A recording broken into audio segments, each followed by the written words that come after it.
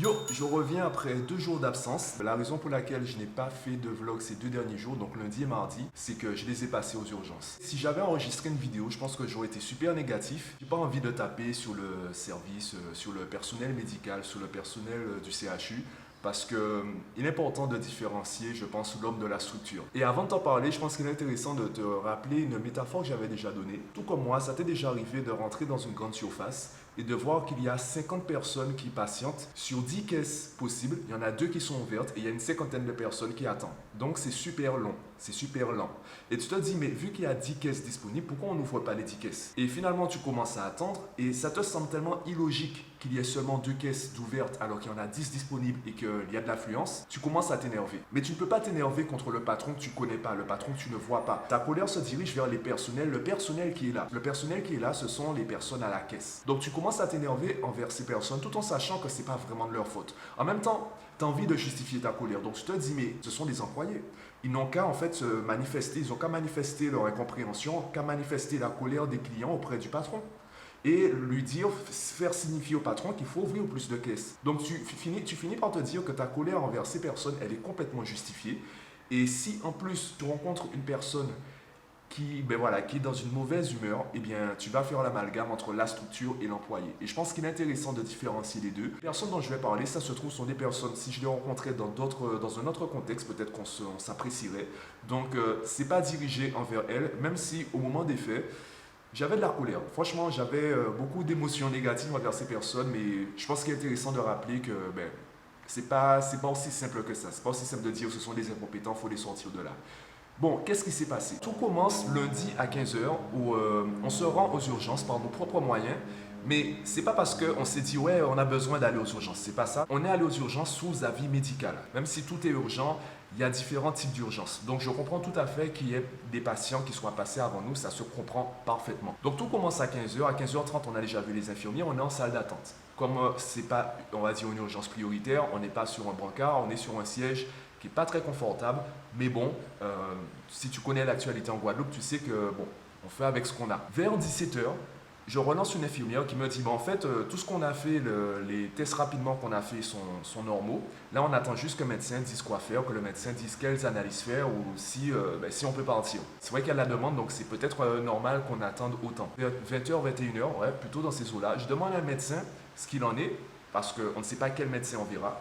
Et le médecin me dit que chaque médecin a ses dossiers, donc comme mon nom ne lui dit rien, ça veut dire que ce n'est pas lui qui s'occupe de moi, donc il ne sait pas.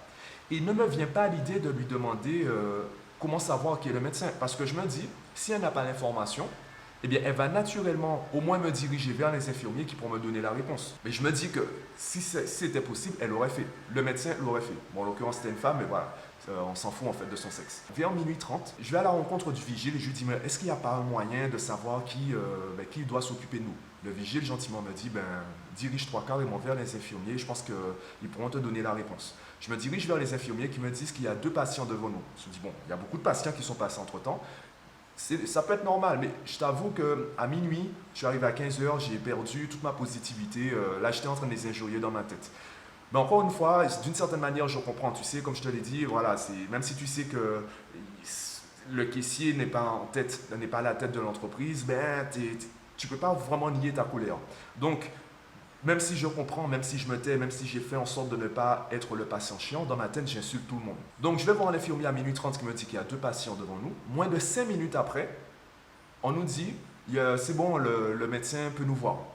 Donc, on va dans la salle et minuit 30, 1 h 30, je vois qu'il n'y a toujours pas de médecin.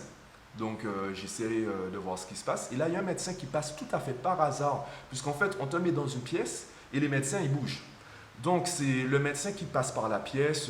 Voilà, le dossier n'est même pas dans la main de médecin. Le dossier du patient est carrément dans la pièce, posé quelque part, et c'est le médecin qui veut bien passer, qui regarde. Après, de mon expérience, de ce que j'ai vu, c'est comme ça que ça fonctionne. Donc il y a un médecin qui passe par hasard, et là on commence à échanger, puisqu'on se dit, ouais, peut-être qu'il vient pour nous, mais on commence à discuter, on se rend compte que le médecin ne comprend même pas ce qu'on lui dit, pardon. Et le médecin nous demande même de répéter parce qu'il ne comprend pas. Donc on répète. Et là on commence à faire le diagnostic. Donc je te dis ça, il est 1 h 30, ouais, 1 h 40 même. Et on est là depuis 15 heures, donc ça fait 10 heures qu'on attend. Le diagnostic ne prend même pas 10 minutes. On nous dit, bon, il faudra faire des analyses sanguines, donc faire une prise de sang. Il faut compter 2 heures pour les résultats. Et après, si les résultats vont dans le sens du diagnostic du médecin, il faudra faire un scanner. Et le médecin nous dit, déjà le médecin me dit qu'il m'estime impatient. Je lui dis, ouais, ben, je suis là depuis 15 heures. Et là, le médecin me répond, ouais, ben écoutez, moi aussi, je suis là, je commence à travailler à 18 heures, je suis comme vous. Allez, comme vous, bon, allez, je l'ai digéré. Le médecin nous dit qu'il faut compter 2 heures, mais en gros, on est là pour 5 heures du matin. Et je lui dis, ben justement, moi, ça ne me dérange pas en fait qu'on me dise qu'on est là pour 5 heures du matin. Ce qui me dérange, c'est qu'on attendait, mais on ne savait pas pourquoi. Maintenant qu'on sait pourquoi, maintenant qu'on connaît la procédure, on peut s'adapter. On va attendre tranquillement, on va faire chier personne. Sauf que le 5 heures du matin, c'est si la prise de sang est faite tout de suite. Le médecin, à 1h45, nous dit, l'infirmière va vous faire une prise de sang, moi je vais manger. Et le médecin s'en va. Sachant que le 5 heures du matin, c'est si la prise de sang est faite tout de suite. La prise de sang a été faite à 3 heures du matin. Le médecin nous a laissé à 1h40. Entre-temps, il y a les infirmières qui m'ont carrément dit que j'étais impatient et que valait mieux que je dégage de là si je voulais que ça aille plus vite. Bon, allez, 3 heures du matin, la prise de sang est faite. On se dit, bon, 2 heures, allez, 2h30. Donc 5h30, il y a un médecin peut-être qui va nous remarquer. Entre-temps, le service, il y a déjà eu 2 roulements. Ouais, 2 roulements, ça veut dire que là, on voit la 3e équipe. À 6h30, je me dis, bon, Mathieu, je n'ai rien bu, rien mangé depuis lundi 15h. On est mardi 6h30. Je me dis, au moins laver mon visage pour paraître un peu présentable et ne pas sauter à la gorge de tous les médecins que je verrai. Et en passant, j'entends, hé Mathieu! Je me retourne et il y avait un mec en fait. Je le voyais, mais je me demandais si je le connaissais. Son visage me disait quelque chose, mais je me disais, Mathieu, t'es énervé, t'es affamé, t'es assoiffé, t'as mal dormi et t'es énervé. Donc, évite. Et là, en fait, c'est le mec qui m'appelle, il me reconnaît, il me demande qu'est-ce que je fais là, etc. Je lui explique la situation. Et en moins de 10 minutes, on passe de patients assis sur une chaise en salle d'attente complètement ignorés à de patients sur un brancard en attendant un scanner. Et vers 8 heures, là, il nous dit qu'on est en attente du scanner pour valider le passage et qu'il y a encore de l'attente. Il ne m'a pas dit tout ça parce qu'il est en charge de mon dossier. Il m'a dit tout ça parce qu'il m'a reconnu. Entre-temps, aucun autre médecin, aucun autre infirmier n'est venu nous voir pour nous dire voilà ce qu'il en est, voilà, il faudra attendre tant de temps. Il y a un infirmier qui s'est trompé de nom et qui pensait qu'en fait s'est trompé de patient et s'est rendu compte qu'on n'avait pas de bracelet pour nous identifier. Et c'est là qu'il nous fait comprendre qu'on est censé avoir un bracelet pour être identifié et pour les analyses. Donc il va enfin, on est là depuis 15 heures, lundi, mardi à 8h30 à peu près, si c'est pas plus tard. Mardi à 8h30, c'est là qu'il nous dit, c'est enfin là qu'on nous donne un bracelet pour nous reconnaître, pour savoir qui on est. Finalement, le séjour aux urgences s'est arrêté mardi 13h. Le problème est beaucoup moins grave que le diagnostic du médecin. Quand je fais le calcul, allez, les analyses qui demandent à chaque fois un certain temps pour recevoir les résultats, ensuite le diagnostic du médecin, on va dire 4 heures. Pour le reste, mise en brancard, etc., faut compter peut-être 45 minutes. Sur les 22h30 passées aux urgences, en fait, il y a eu 4h30 de travail médical finalement.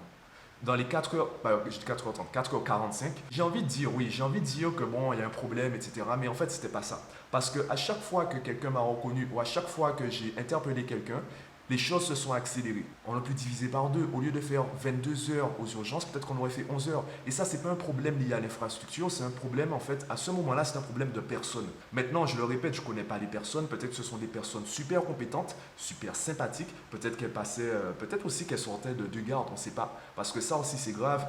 Je me rappelle un tweet, quelqu'un qui disait, est-ce que tu as vraiment envie d'être opéré par un chirurgien qui sort de 52 heures de garde, quelque chose comme ça. Et ça aussi, effectivement, ça c'est grave. On n'a pas été le patient chiant. J'ai été positif, allez, peut-être les 6 premières heures.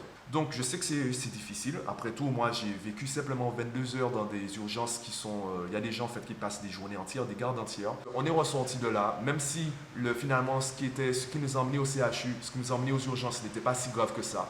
Bon, on est ressorti là, en fait, affaibli. Lundi, mardi et même aujourd'hui, mercredi, pour moi c'est des journées où j'ai même pas vécu. J'ai même pas vécu, je suis resté en attente. Là, j'essaie de me reposer. Et voilà. Là, j'ai juste envie d'être en bonne santé pour ne plus revivre ça. Voilà.